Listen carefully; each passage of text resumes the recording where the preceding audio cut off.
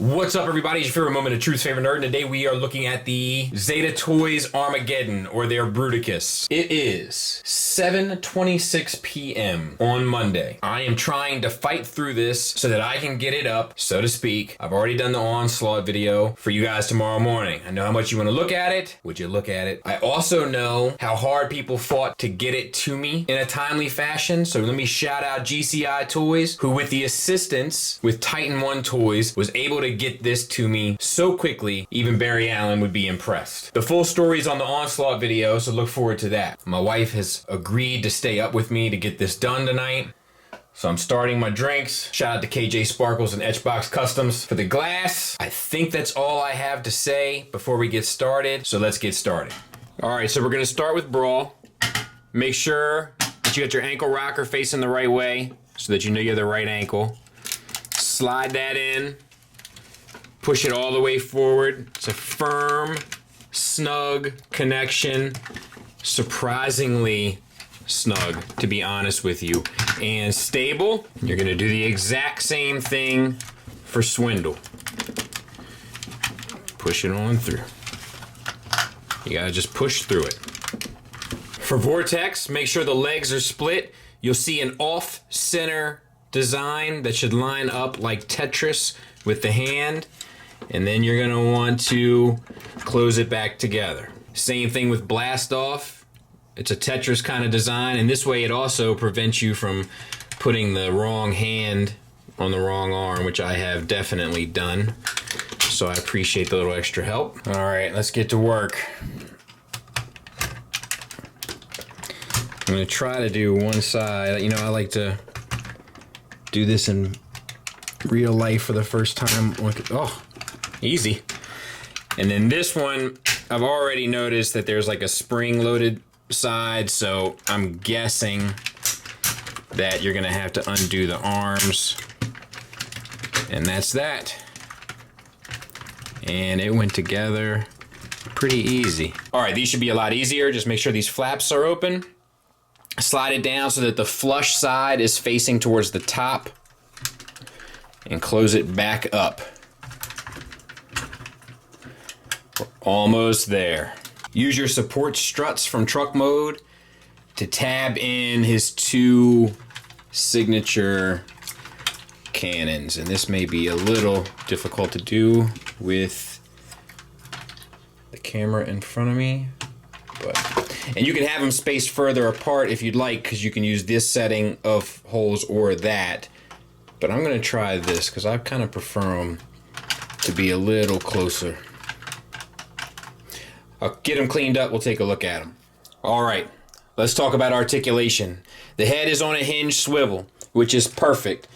It's limited up, it's a good bit down, it's not crazy, but it's enough. And then you get the swivel. I wish these weren't spring-loaded. I'm not sure why they are, but it feels... I wish it was just built, you know, like just sculpted in. It would have felt a lot stronger. But as a result, it feels a little flimsy. I mean, it's only because they're spring-loaded, but I feel like that was a waste. Waist swivel, ratcheted, no problem. And ab crunch. It's not much, but it's more than some. Worth noting. The shoulders are the same on both sides, but we will go through it.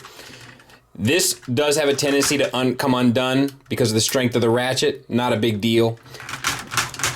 Full rotation there, no issue. In terms of outward movement, you get almost all the way up. Unfortunately, the ratchet itself is a little wide-toothed, so you don't get it all the way up, you get it to there, but I think for a big bot like this, that's more than enough. You get a swivel below the elbow, which is no good, but you also get it above the elbow. It is a bit limited, but it's enough.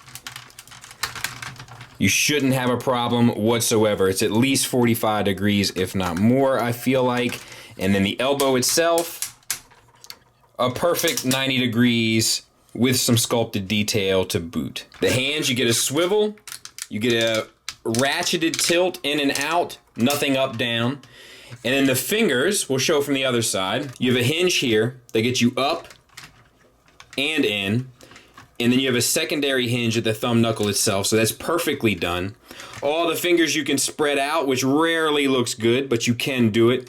And then you get 2 hinges on each finger, so you should get everything that your little heart desires. Now on this side, we're not going to talk so much about the engineering, but just about the range. It's engineered the same way. So just about, maybe a bit less. Let's see. Yeah, it looks like a bit less due to the sculpt of this. And then all the way around. Now the ratchets are so strong, it is undoing the transformation of the main bot.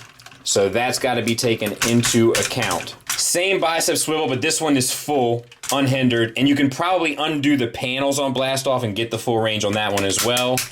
Ratcheted elbow at about 90 degrees. Sculpted detail intact. Hands are exactly the same, unhindered whatsoever.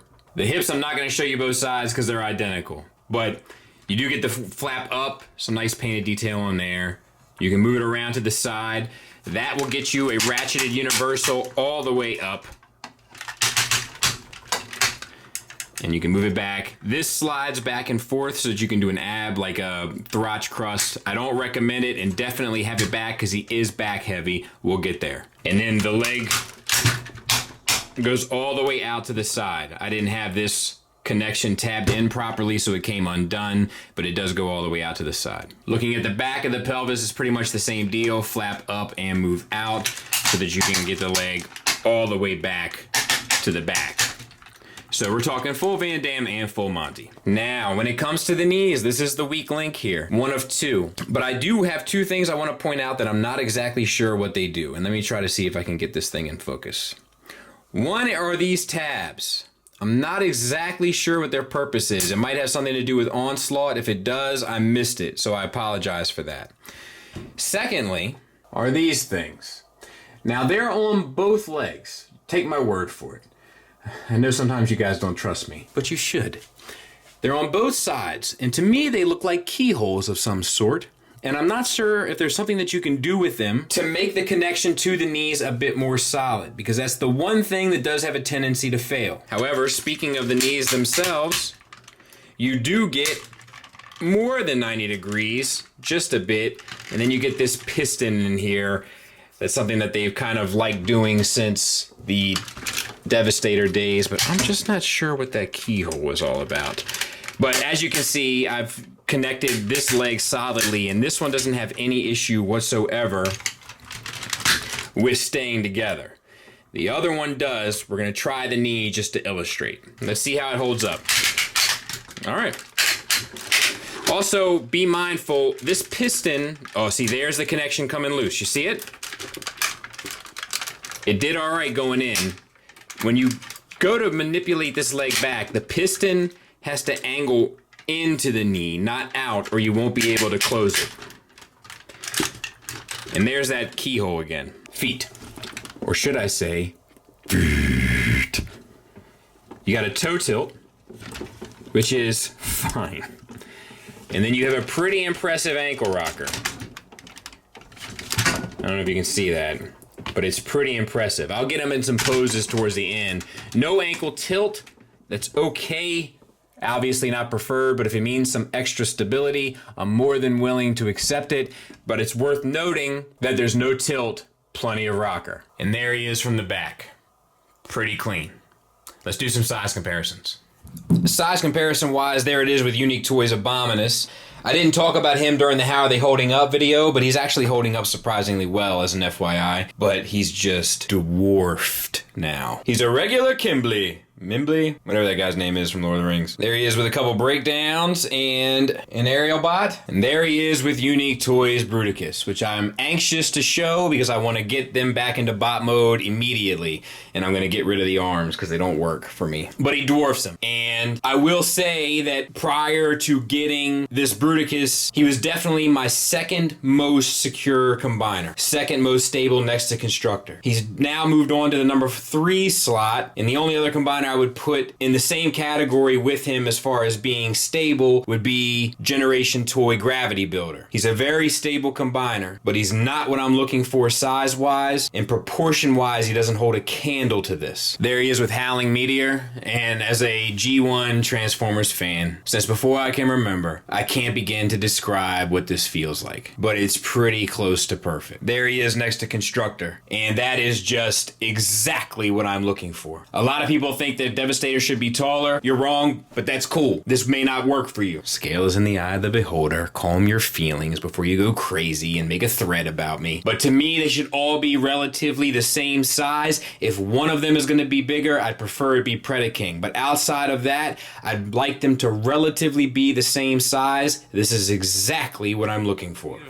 Negatives wise, unfortunately, there is a few things we do have to talk about. Number one, there is a lack of stability in the connection between the knee to Swindle. That's the only connection point that's become an issue. And it's not always an issue. Once you get him posed and situated, he'll be fine. But throughout the course of the review, I found it troublesome at times. Next, he is a bit back heavy. More back heavy than Devastator. Probably because he has a whole bot crammed up into his chest with the legs flapped onto the back and then the two back cannons added on top of that. It's definitely possible to get him posed, as you can see, and in an A stance he'll do even better. We'll show that next. But it does need to be mentioned. Once again, not anything that can't be overcome, but something that isn't quite perfect. Next, I find it a bit irritating that they went with this blue shade for the parts forming pieces, when the G1 model is clearly two shades of silver. Or gray, depending on your sensibility. Now, I think they're going more for the Dreamwave aesthetic, and that would explain their reasoning. But let me tell you what will irritate me. What will irritate me is if they release a G1 accurate parts forming piece that you have to buy separately. That I would find irritating. However, I am going to have my buddy Adam take a look at this. He's a pretty impressive painter. He does a lot of 40K stuff. He's also the co-host of Nerd Rage Radio with me. And see if he wouldn't mind throwing some paint on this thing and making it accurate. If he's up for the task, I'll be doing a video documenting his process to show you how we did it. Lastly, and it's kind of not necessarily a complaint as much as it is a circumstances dictating the actions kind of thing, a lot of these ratchets are extremely tight and tough, which helps with the stability of the piece. Unfortunately, when you go to manipulate the figure, it does have a tendency to unpeg some of the stuff that you've had pegged in, causing you to go back and sort some stuff out. As you can see, some stuff has happened to Brawl down there, or Brawl. You know I have Brawl issues. I gotta fix some of that. There's also a little bit going on with Swindle, so after I get him cleaned up again to put him on my shelf, I'm gonna have to tidy him up a taste. That's just from manipulating the figure due to the strength of the ratchets. One thing I want to mention about the stability, if you find him leaning back on you, what I did was turn the thigh swivel. There is a thigh swivel, I forgot to mention it. Turn the thigh swivel out a bit, secured mine straight away. Look at that pose. Look how intimidating that bot is. That is what I have wanted in a Bruticus since this thing started. It's beautiful. It's very affordable. The parts forming helps the stability.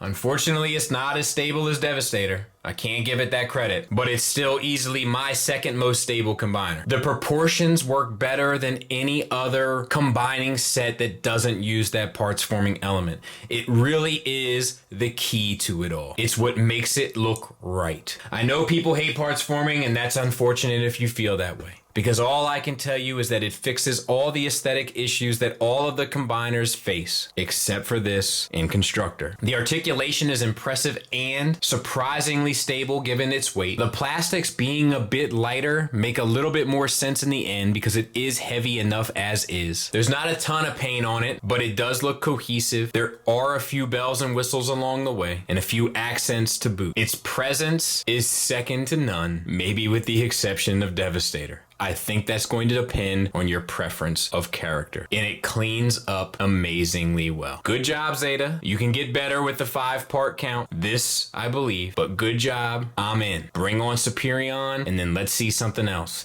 Stop messing around with these old Toy World molds. Get them out of here. Start producing these, and let's run the gambit. I'm with you. Thanks for listening. Thanks for watching. Until next time, take care. It's 8:30, and I still got editing to do.